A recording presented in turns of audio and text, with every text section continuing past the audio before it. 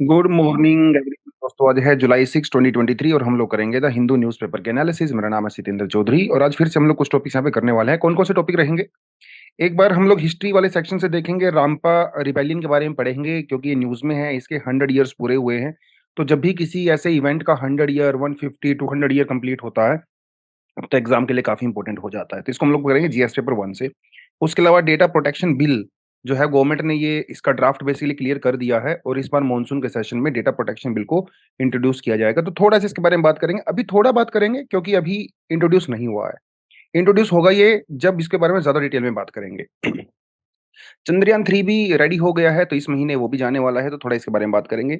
उसके अलावा कल वाले टॉपिक का एक रिपीटिशन है दोबारा से। शंघाई कॉर्पोरेशन ऑर्गेनाइजेशन में ईरान को परमानेंट मेंबर बना दिया गया है, तो यहाँ से टैक्स सेक्शन आया है। इसका क्या इंप्लीकेशन हो सकता है इंडिया के लिए, क्या चीजें अच्छी हो सकती हैं, क्या चीजें खराब हो सकती हैं। जो वेस्टर्न कंट्रीज हैं, खासकर यूरोप और खासकर अमेरिका, वो एससीओ को किस नजर से देखती हैं, इंडिया का उसके ऊपर क्या इंपैक्ट हो सकता है। तो ये इसी को थोड़ा सा हम इस परस्पेक्टिव से देखेंगे। उसके अलावा एक बड़ा इंटरेस्टिंग सा, मतलब इंटरेस्टिंग इन द सेंस कि अभी तक हम लोगों ने इसके बारे में नहीं पढ़ा है और ना ही यूपीएससी में इस सेक्शन से क्वेश्चन आया है। कल्चरल इकोनॉमी क्या होता है, कल्चरल इकोनॉमी क्या होता है, कैसे ये इंपॉर्टेंट रोल प्ले करता है, क्या क्या चैलेंजेस हैं, क्या क्या सॉल्यूशन है। तो मेंस के परस्पेक्टिव से एक नया टर्म जो है यहाँ पे आपको देखने को मिलेगा, तो इसके बारे में हम लोग बात करने वाले हैं। चलिए जी। थोड़ी तबीयत खराब है, तो हाई होप तो आप थोड़ा समझोगे इस चीज को। तो गला मेरा थोड़ा सा खराब है। चलिए जी। हाँ, लेकिन आगे बढ़ने से पहले वीडियो को लाइक जरूर किया करो यार। ठीक है, वीडियो को लाइक किया करो, कमेंट सेक्शन में कमेंट किया करो। गुड मॉर्निंग, गुड इवनिंग, जिस टाइम भी आप देखते हो न्यूज़पेपर एनालिसिस, तो एक कमेंट आपकी तरफ से जरूरी होता है। उसके अलावा हर सैटरडे को हम लोग एक अपना करंट अफेयर का सेशन रखते हैं, जिसमें पूरे वीक का मेंस और प्रीलिम्स दोनों के परस्पेक्टिव से करंट अफेयर कवर करवाया जाता है। तो ये जो कोड यहाँ पे दिया हुआ है, आप इसे स्कैन करके कोर्स को ज्वाइन कर सकते हो। अगर आप SC 1000 अगर ये कोड वहां पे अगर आप डालते हो, तो आपको 1000 रुपीज का यहाँ पे डिस्काउंट भी मिल रहा है। वैसे डिस्काउंट लेने की मुझे लगता नहीं आपको जरूरत है, क्योंकि ऑलरेडी ये काफी सस्ता है। 10 से 12 रुपए एवरीडे आपको पड़ता है, मतलब एक चाय के बराबर समझ लीजिए। उसके अलावा अगर आपको फाउंडेशन कोर्स ज्वाइन करना है, तो व्हाट्सएप नंबर आपको दिया हुआ है, आप इस पे कॉल करके मैसेज करके सारी इन्फॉर्मेशन ले सकते हैं। चलिए जी, बढ़ते हैं पहले टॉपिक पे। Pay tribute to Alluri Sitaraman Raju by imbibing his value, says president. Alluri Sitaraman Raju, ये बहुत ही इंपॉर्टेंट करेक्टर है हमारी हिस्ट्री में। जब हम लोग मॉडर्न हिस्ट्री की बात करते हैं, एग्जाम में कई बार ट्राइबल रेबेलियन से, फार्मर रिबेलियन से क्वेश्चंस आ चुके हैं। तो अल्लूरी सीतारमन राजू, इनके नेतृत्व में, इनकी लीडरशिप में आज से 100 ईयर्स पहले एक रिबेलियन की शुरुआत हुई थी, जिसे कहा जाता है रामपा रिबेलियन। तो हमारी प्रेसिडेंट है द्रौपदी मुर्मू जी, वो तेलंगाना के सीएम चंद्रशेखर राव जी के साथ और यूनियन मिनिस्टर जो है कृष्ण रेड्डी जी के साथ वहां पर उन्होंने विजिट किया। It's a 125th birth anniversary celebration of the Alluri Sitaraman Raju in Hyderabad. तो भैया वहां के बहुत बहुत बड़े लीडर हैं। और अल्लूरी सीतारमन जी जो है एक सन्यासी थे। सन्यासी थे, ये ट्राइब्स नहीं, ट्राइबल नहीं से बिलोंग नहीं करते थे खुद, लेकिन ये एक सन्यासी थे। जब इन्होंने देखा कि ट्राइबल्स लोगों को इतनी प्रॉब्लम फेस करनी पड़ती है, तब ये जाके इन्होंने अपनी पूरी जिंदगी ट्राइबल राइट्स के लिए और ट्राइबल वेलफेयर के लिए इन्होंने अपनी पूरी जिंदगी लगा दी और ब्रिटिशर्स के अगेंस्ट में लड़े। तो आलूरी सीतारमन जी जो है कि इन्फ्लुएंशियल इंडियन रेवोल्यूशनरी हैं। इनका बहुत इंपॉर्टेंट रोल है इंडिपेंडेंस में हमारी।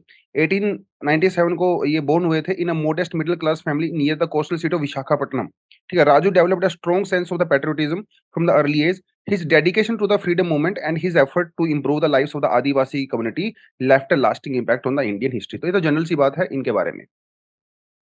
आदिवासी राइट्स को लेकर इन्होंने पूरी जिंदगी लड़ाई लड़ी। और आदिवासी राइट्स को तभी प्रोटेक्ट किया जा सकता है जब उनको ब्रिटिशर से फ्रीडम मिलेगा। और यहाँ पे बात सिर्फ ब्रिटिशर्स की भी नहीं है, यहाँ पे बात है मनी लैंडर्स की, यहाँ पे बात है लैंड लॉर्ड्स की। क्योंकि लैंड लॉर्ड्स और मनी लैंडर्स ये ब्रिटिशर्स के साथ मिलके एक्सप्लॉइट किया करते थे हमारे आदिवासीज को। तो सिर्फ ब्रिटिशर से नहीं, बल्कि मनी लैंडर्स वगैरह से, लैंडलॉर्ड से भी छुटकारा पाना है। और ये महात्मा गांधी जी की जो नॉन कॉपरेशन मूवमेंट थी, उससे बहुत इंस्पायर हुए। उससे इंस्पायर होकर फिर उन्होंने पूरी जिंदगी जो है वो ट्राइबल्स के लिए लगा दी और कॉलोनियल जो कोर्ट्स हैं उनको बाइकआउट किया। तो जब भी कोई झगड़ा वगड़ा हो जाता था, तो ये लोगों को एनकरेज करते थे कि आप कोर्ट्स में मत जाइए, आप लोकल पंचायत के थ्रू अपना जस्टिस जो है वो देखिए।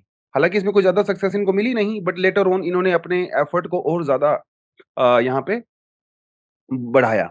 तो गोदावरी जो डिस्ट्रिक्ट है विशाखापट्टनम में, वहां पे ब्रिटिशर्स ने कुछ पॉलिसीज को चेंज किया। कौन सी पॉलिसीज को चेंज किया, देखिए।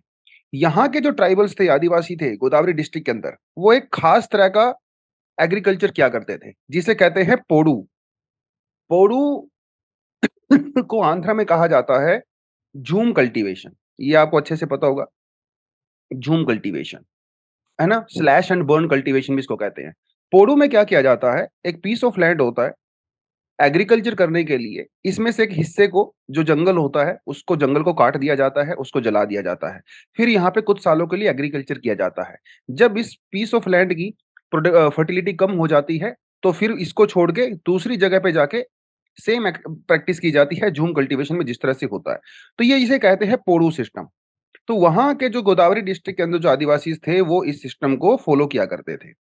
तो ब्रिटिशर्स ने क्या किया, पहले तो उन्होंने कहा कि भाई ये पोडू सिस्टम इलीगल है, उसको बंद करने की कोशिश की, और कई सारी जो है नई-नई चीज़ें जो है ब्रिटिशर्स ने वहाँ पे ऐड कर दिया, जिससे वहाँ पे रहने वाले जो आसीज़ हैं, जो फॉरेस्ट ड्वेलर्स हैं, उनको, उनसे उनके अधिकार छीन लिए गए, उनसे उनकी ज़मीनें छीन ली गई। देखिए, एक कानून पास किया गया, मद्रास फॉरेस्ट एक्ट 1882, जिसमें जो आदिवासीज़ की फ्री मूवमेंट होती है, from one place to another place in jungle, उसको रिस्ट्रिक्ट कर दिया गया।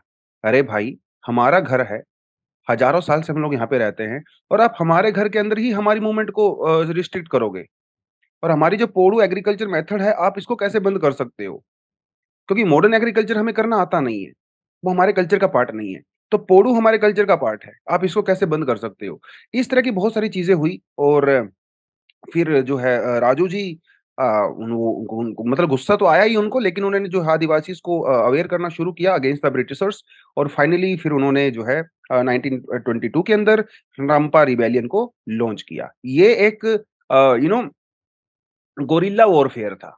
गोरिल्ला वॉरफेयर था, कई साल तक चला, जिसमें उनको बहुत सारा लोकल सपोर्ट मिला, और इनसे इतने परेशान हो गए ब्रिटिशर्स कि इन्होंने इनके खिलाफ जो है वो अवॉर्ड भी, रिवॉर्ड भी रखा था। बाद में इनको इनको धोखा हुआ, मिला, इनको पकड़ लिया गया अनफॉर्चुनेटली, एक पेड़ से बाँध के इनको गोली मार दी गई, वो सब चीज़ें हुई। लेकिन 2-3 साल तक इन्होंने उनकी नाक में दम करके रखा ब्रिटिशर्स के, और मतलब इनको जो है मान्यम वीरदू भी कहा जाता है, हीरो ऑफ द जंगल। मान्यो वीरदू, ये थोड़ा-सा आपको पता होना चाहिए एग्ज़ाम के पर्सपेक्टिव से, ठीक है? और जिस दिन का जन्म दिन होता है, मतलब जुलाई 4th, मतलब परसों जो है, वो आंध्र प्रदेश का जो है वो स्टेट हॉलिडे भी माना जाता है, स्टेट फेस्टिवल भी होता है, तो इनको ऑनर करने के लिए, ठीक है? तो ये थोड़ा-सा आपको पता होना चाहिए।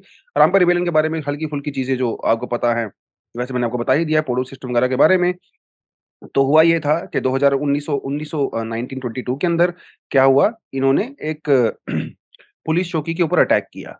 जहाँ से कुछ 26 पुलिस कार्बाइन राइफ़ल और 2500 राउंड ऑफ एम्यूनिशन जो है इन्होंने वहाँ से लूट लिए, और इनकी बड़ी एक ख़ास बात हुआ करती थी, ये अटैक करने से पहले ब्रिटिशर्स को इन्फॉर्म किया करते थे कि भैया इस दिन अटैक होगा, अगर आप कुछ कर सकते हो तो कर लो, तुम्हारे बस की बात है तो। तो बहुत कॉन्फिडेंस भी था, और कहा जाता है, देखिए वैसे भी सन्यासी थे, और ऐसा कहा जाता है कि इनके पास कुछ मैजिकल पावर्स थी, और वो सारी भी चीज़ें हो ही जाती हैं साथ के साथ, ठीक है? तो ये थोड़ा बहुत आपको पता होना चाहिए इसके बारे में, रामपा रिबेलियन के बारे में, क्यों हुआ, कैसे हुआ, ठीक है? और किसके द्वारा किया गया, इसका कारण क्या था, इसका आउटकम क्या हुआ? तो रामपा रिबेलियन हालाँकि 1924 के अंदर खत्म हो गया, जब इनकी डेथ हुई, लेकिन जो ट्राइबल्स के मन में against Britishers, money lenders, landlords, merchants, जो वो फीलिंग थी, वो कभी खत्म नहीं हुई, और फिर फाइनली बाद में जो है वो चीज़ें सेटल डाउन हुई। और ऐसा नहीं है कि पहला ये एक रिबेलियन था, इससे पहले भी 1879 में भी रिबेलियन वहाँ पे हो चुका था। तो ये 1922 में दूसरा रिबेलियन हुआ था। तो हमारे पास जो है कई सारे ट्राइबल रिबेलियंस रहे हैं हमारी मॉडर्न हिस्ट्री में, जिसके बारे में हमको पता होना चाहिए। और यूपीएससी 2020 में यहाँ से क्वेश्चन भी पूछा गया है। With reference to the history of India Ulgulan or the Great Tumult is the description of the which of the following events? Revolt of 1857, Mopila Rebellion, Indigo Revolt and the Birsa Munda Revolt of 1899, 1900। तो ये 2020 का question है। तो ये rebellions वगैरह जो है, इनकी डेट्स, इनके इवेंट्स, कुछ इंक्लूडिंग टर्म्स, इनके जो लीडर्स होते हैं, that's very important for the exam. तो इसका आंसर आप कमेंट सेक्शन में दे सकते हो। चलिए जी, cabinet gives nod to the data protection bill. देखिए इंडिया में अभी तक कोई डेटा प्रोटेक्शन बिल नहीं है। 2017 में केएस पुत्तुस्वामी केस में सुप्रीम कोर्ट ने प्राइवेसी को फंडामेंटल राइट डिक्लेयर कर दिया अंडर आर्टिकल 21। इसका मतलब ये हुआ कि हमारा जो डेटा है, जो पर्सनल डेटा है, उसको किसी भी कीमत पे प्रोटेक्ट किया जाना चाहिए। अगर आप उसे प्रोटेक्ट नहीं करोगे तो मतलब ये हमारे फंडामेंटल राइट का वायलेशन है। तो इतने बड़े लेवल पे फंडामेंटल का राइट्स का वायलेशन हो रहा है। अब जैसे फेसबुक, इंस्टाग्राम, दुनिया भर की जो चीज़ें होती हैं, हमारा डेटा हमसे ले लिया जाता है और उस डेटा को आगे बेच दिया जाता है, आगे यूज़ किया जाता है इन कंपनीज़ के द्वारा, फेसबुक और अमेज़न, ज़ोमैटो इन ये कंपनीज़ के द्वारा।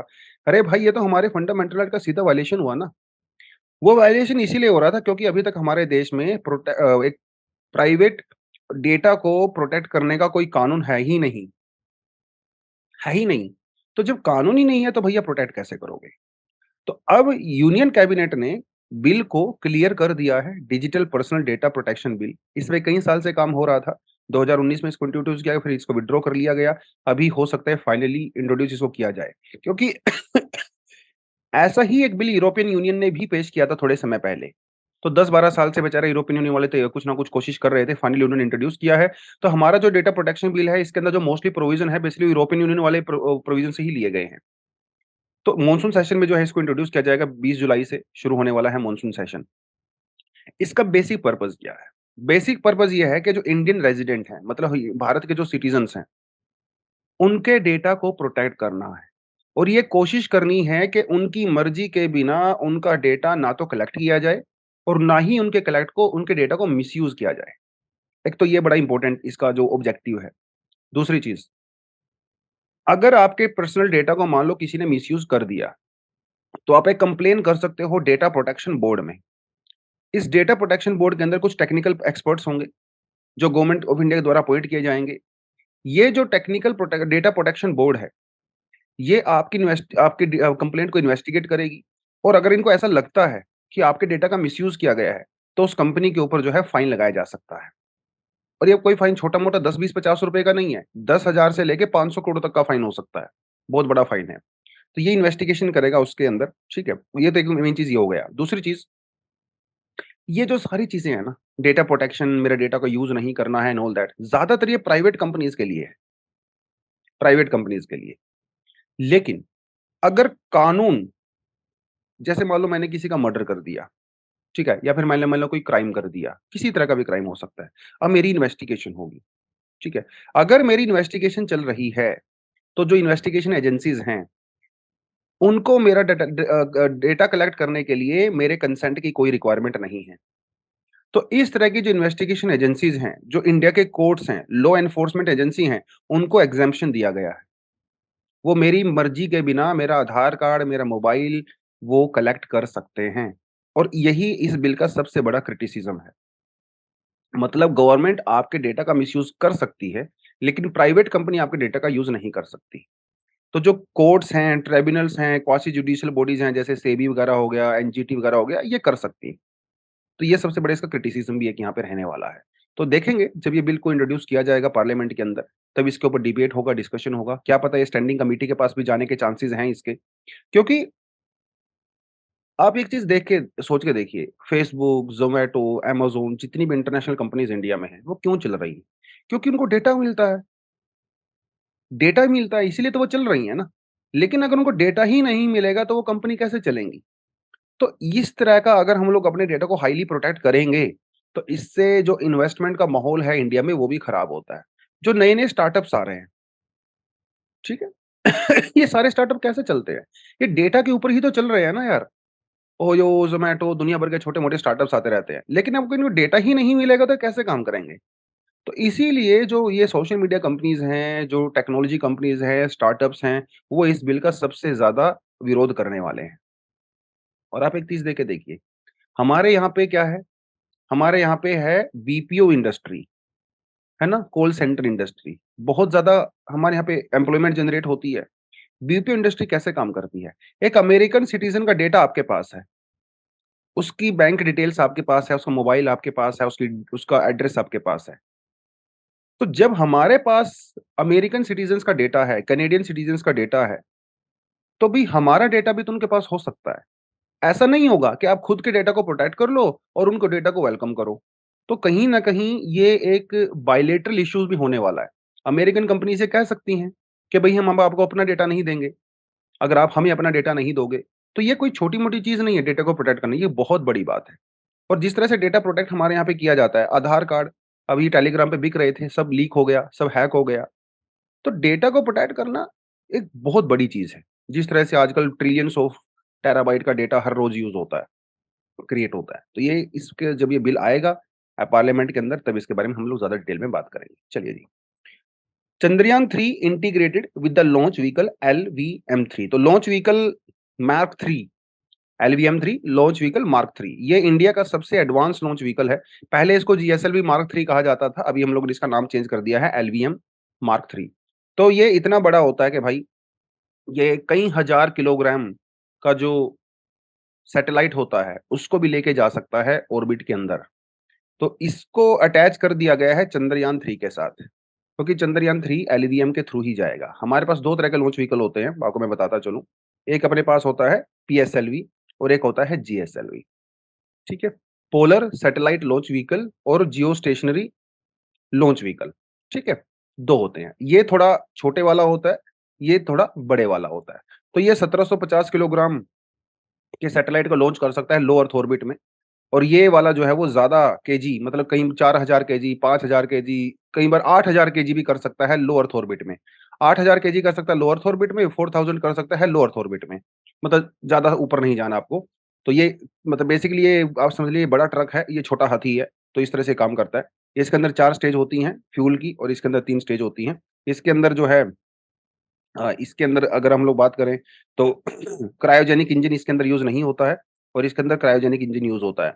क्रायोजेनिक इंजन का मतलब होता है कि जो बहुत कम टेम्परेचर पे काम करते हैं, -150 -160 डिग्री टेम्परेचर पे काम करते हैं, उसे क्रायोजेनिक इंजन बोलते हैं। तो इतने कम टेम्परेचर पे और इतने हाई प्रेशर पे जो हमारा फ्यूल होता है, वो लिक्विड स्टेज में रहता है, जिसकी वजह से ये कम स्पेस लेता है, लेकिन एनर्जी ज़्यादा देता है। तो इसके थ्रू हम लोग लॉन्च करने वाले हैं, इसका नाम चेंज कर दिया हम लोगों ने एलवीएम-3 लॉन्च व्हीकल मार्क 3। एक तो यह थोड़ा आपको पता होना चाहिए चंद्रयान 2 के बारे में। कब लॉन्च होगा? देखिए आज ना 6 तारीख है, तो हो सकता है 12 जुलाई से बीच में 19 जुलाई के बीच में इसको लॉन्च किया जाए। 2 विंडो हमारे पास हैं, अब वो देखना रहेगा कब करेंगे उसको ये लोग। और जब ये लॉन्च व्हीकल को हम लोग लॉन्च कर देंगे, मून पे जाएगा ये, मतलब चाँद चाँद मतलब मून, है ना? तो इट्स अ लूनर मिशन। तो ये सैटेलाइट जब हम ऊपर भेजेंगे, इसके 2-3 पार्ट होते हैं। एक होता है orbiter, Vikram lander and the Pragyan rover. ये चंद्रयान 2 का है।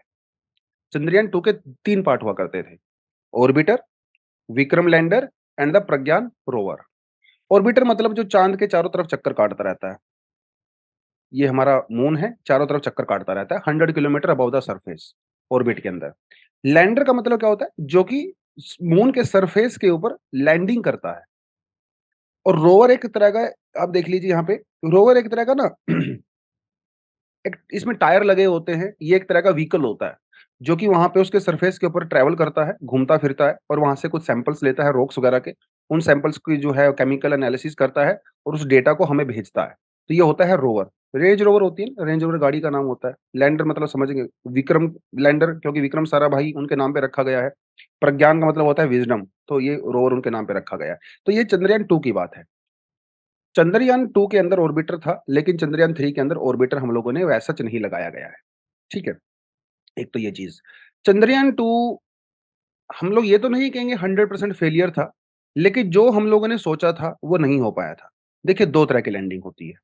एक लैंडिंग होती है सॉफ्ट लैंडिंग, जैसे हेलीकॉप्टर होता है, धीरे-धीरे, धीरे-धीरे नीचे आता है ग्राउंड के ऊपर, उसे बोलते हैं सॉफ्ट लैंडिंग। एक होती है क्रैश लैंडिंग, जब वो हेलीकॉप्टर एकदम से नीचे गिर जाता है आउट ऑफ कंट्रोल होके, उसे क्रैश लैंडिंग बोलते हैं, which is not promoted of course. हम लोगों ने कोशिश किया था कि जो लैंडर होगा विक्रम लैंडर, ये सॉफ्ट लैंडिंग करेगा, बट अनफॉर्च्यूनेटली इसकी सॉफ्ट लैंडिंग नहीं हुई थी, इसकी क्रैश लैंडिंग हुई थी।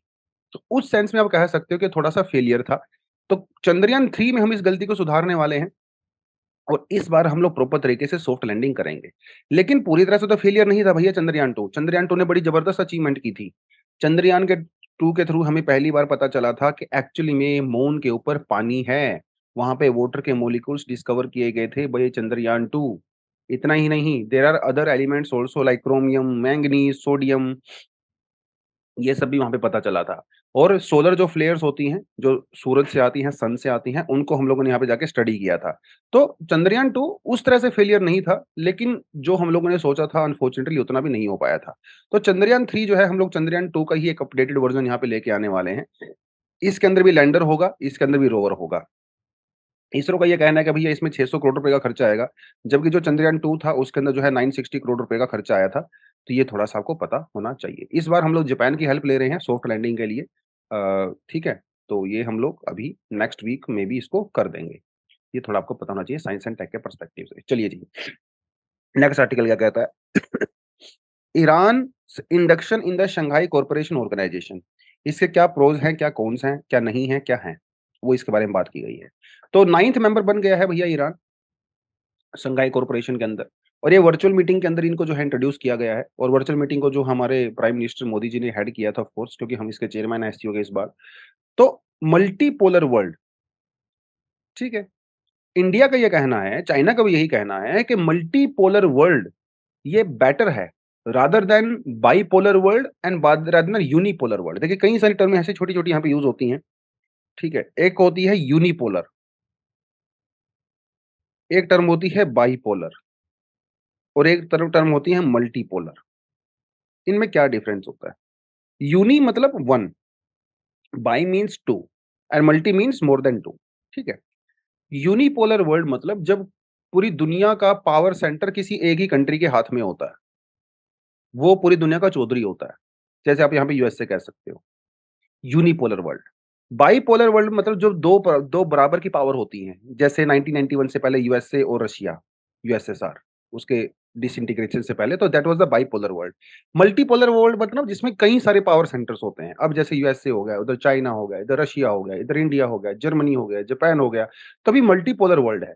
हालाँकि मोस्टली पावर अभी भी यूएसए के हाथ में है, बट स्टिल दुनिया जो है वो मल्टीपोलर वर्ल्ड होती चली जा रही है। तो इंडिया का यही कहना है कि multipolar world order is the global interest. भैया अगर एक कंट्री के हाथ में सारी पावर रहेगी तो अपने टर्म्स को डिक्टेट कर सकता है, दूसरे लोगों को इग्नोर कर सकता है ना? तो और इसीलिए एससीओ की शुरुआत भी हुई थी। एससीओ की शुरुआत की गई थी 1996 में, जब सोवियत यूनियन का डिसइंटीग्रेशन हो गया था।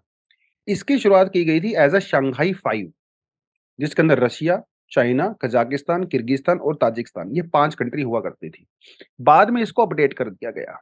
2001 में 2001 में इसके अंदर उज़्बेकिस्तान को भी ऐड कर दिया गया और इसका नाम हम लोगों ने कर दिया एससीओ, ठीक है? इसका जो सेक्रेटेरिएट है वो बीजिंग के अंदर है। इसकी जो एग्ज़ीक्यूटिव कमिटी है रीजनल एंटी टेररिज्म स्ट्रक्चर बोलते हैं इसे रैट्स बोलते हैं बेसिकली, ठीक है? इसे कहा जाता है रैट्स। रैट्स मतलब रीजनल एंटी टेररिस्ट स्ट्रक्चर। इसका जो हेडक्वार्टर है वो ताशकंद के अंदर है। ये छोटी-छोटी चीज़ें आपको पता होनी चाहिए।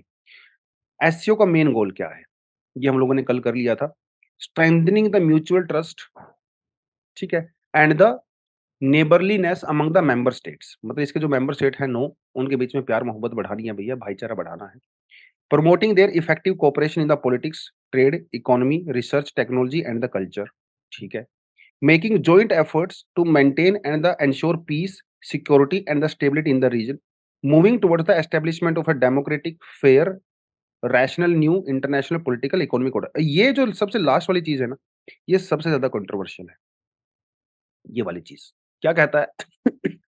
Establishment of democratic, fair and the rational new international political and the economical order. भैया इस समय जो इंटरनेशनल पॉलिटिकल और इकोनॉमिकल ऑर्डर है, उसे कौन डोमिनेट करता है? उसे यूएसए और यूरोप डोमिनेट करता है, स्पेशली यूएसए डोमिनेट करता है। एससीओ का ये टारगेट है कि हम लोगों ने इस चीज़ को चेंज करना है, और इसी वजह से अमेरिका और यूरोपियन यूनियन जो है इसको उनको मिर्ची लग रही है, क्योंकि हम लोग वर्ल्ड बैंक, आईएमएफ इनका अल्टरनेटिव निकालना चाहते हैं। यूनाइटेड नेशन का भी हम लोग अल्टरनेटिव निकालना चाहते हैं, लेकिन अभी हम खुल के बात नहीं करते हैं। बेसिकली हम चाहते हैं कि सेकंड वर्ल्ड वॉर के बाद जो वर्ल्ड ऑर्डर बना था, जो कि अमेरिका डोमिनेट करता है, उसको चेंज करें। क्योंकि 21st century is the Asian century, 20th century was American century, right? 19th century was British century.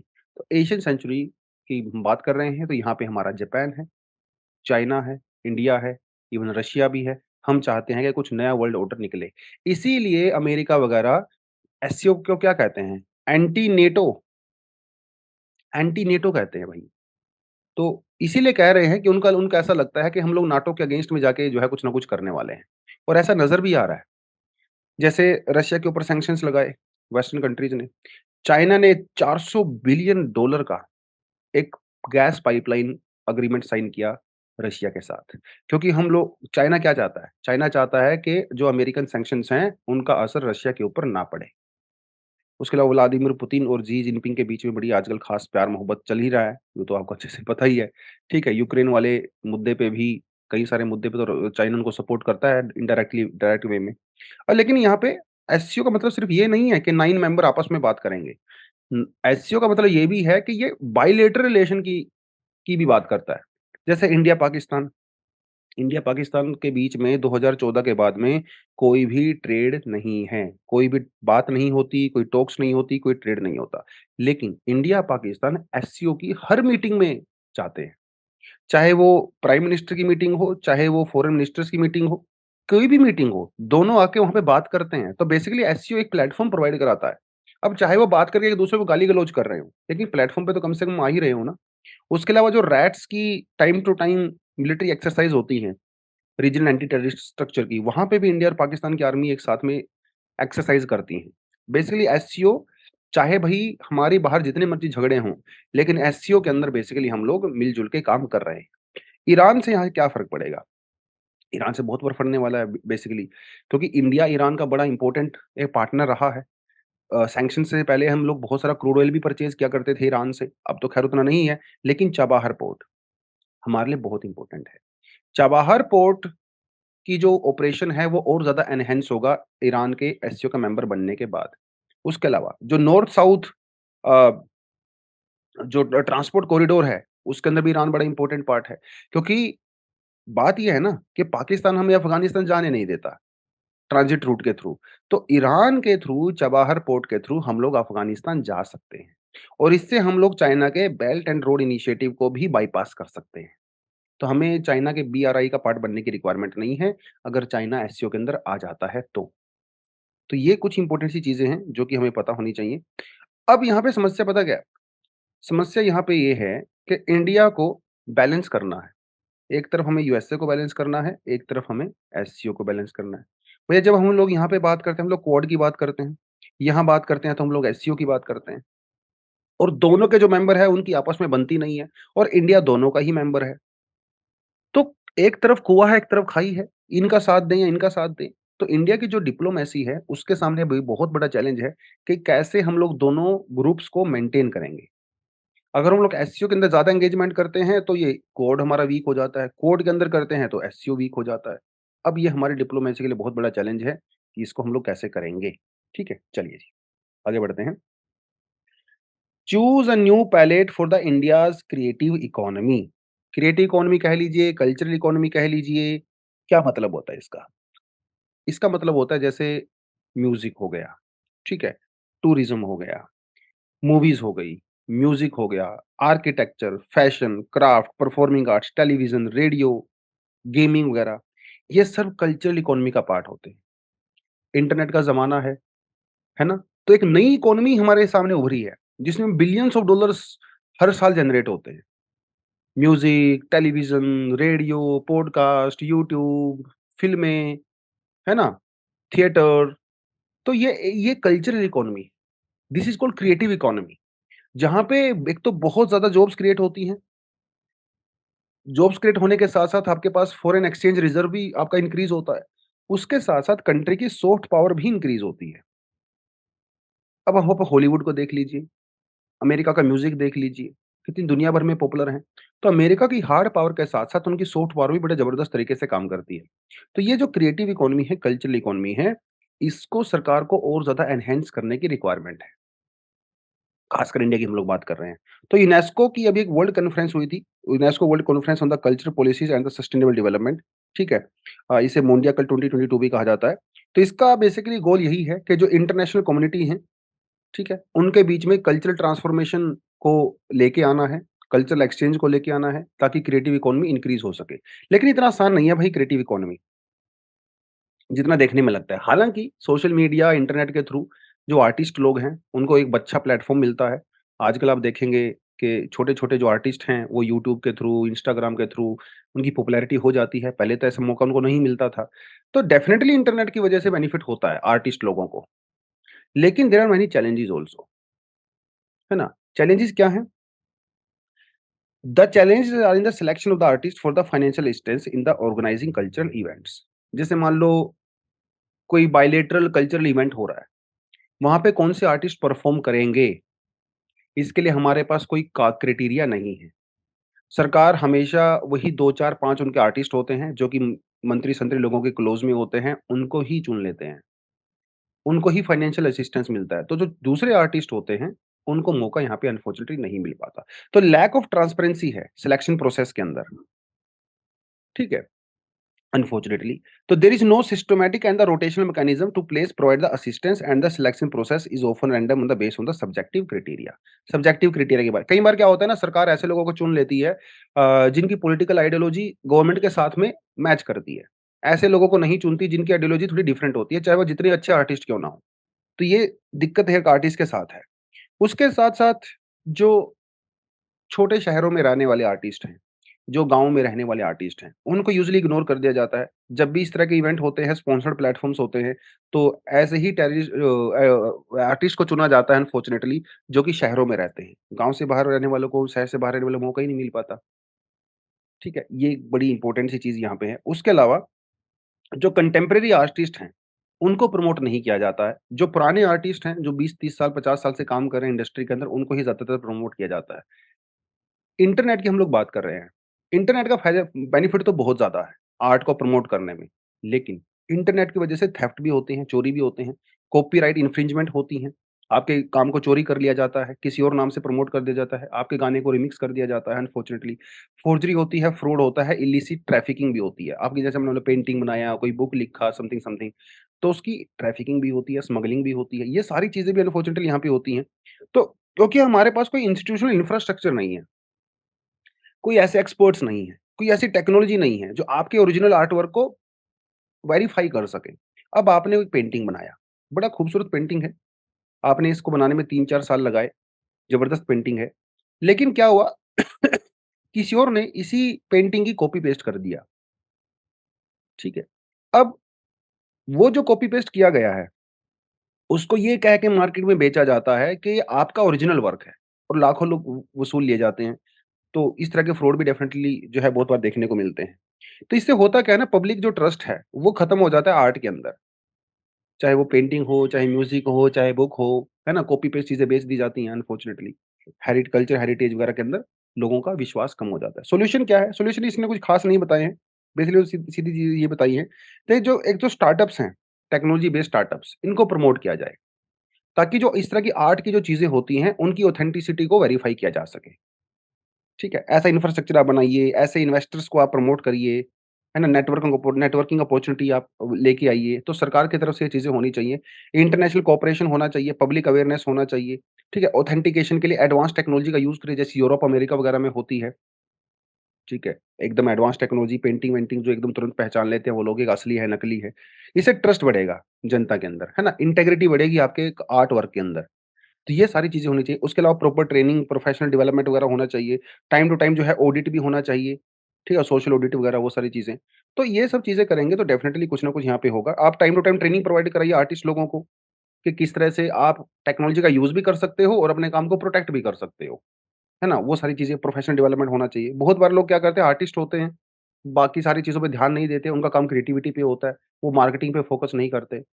है ना? वो अपने काम को डिजिटली प्रोटेक्ट करने की कोशिश नहीं करते। तो ये जो एक्सेस टू मार्केट है, पब्लिक वैलिडेशन वगैरह है, ये सरकार को आगे आना चाहिए। एक ऐसा प्लेटफ़ॉर्म सरकार को बनाना चाहिए, जिसमें सारे आर्टिस्ट लोग आपस में मिल बैठ के बात कर सकें, अपने काम को दिखा सकें, ऑथेंटिसिटी को एन्श्योर कर सकें और इस तरह से हमारी जो कल्चरल इकोनॉमी है, इसको जो कल्चरल इकोनॉमी है, क्रिएटिव इकोनॉमी है, इसको आगे लेके जा सकें। देखिए इंडिया इतना डाइवर्स कंट्री है, कितनी सारी आर्ट हमारे पास यहाँ पे है ना? कितना सारा म्यूज़िक हमारे पास यहाँ पे परफॉर्मिंग आर्ट्स है, विज़िबल आर्ट है, इनविज़िबल आर्ट्स है। कितना कितना डाइवर्स कंट्री है यार हमारा।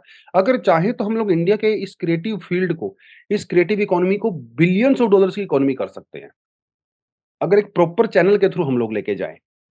हमारा म्यूज़िक हो गया, हमारा है ना? हमारी हमारा हमारा मूवीज़ हो गई, है ना? ये सारी चीज़ें। तो ये इसके अंदर बेसिकली बताने की कोशिश की गई है कि एक क्रिएटिव इकोनॉमी क्या होता है, इसके चैलेंजेज़ क्या हैं और इसके सॉल्यूशंस क्या हैं। एग्ज़ाम के लिए ये एक बिल्कुल नया टॉपिक है, अब तक हम लोगों ने इस टॉपिक को नहीं किया था। तो मुझे यहाँ से थोड़ा एक पोटेंशियल क्वेश्चन नज़र आता है। उसके अलावा कुछ एडिशनल आर्टिकल हम लोगों ने यहाँ पे आपके लिए दिए हुए हैं, कुछ खास मुझे लगे नहीं। पढ़ना चाहो तो पढ़ सकते हो। दोस्तों आज के लिए इतना ही था। Thank you very much. All the best. जय हिंद।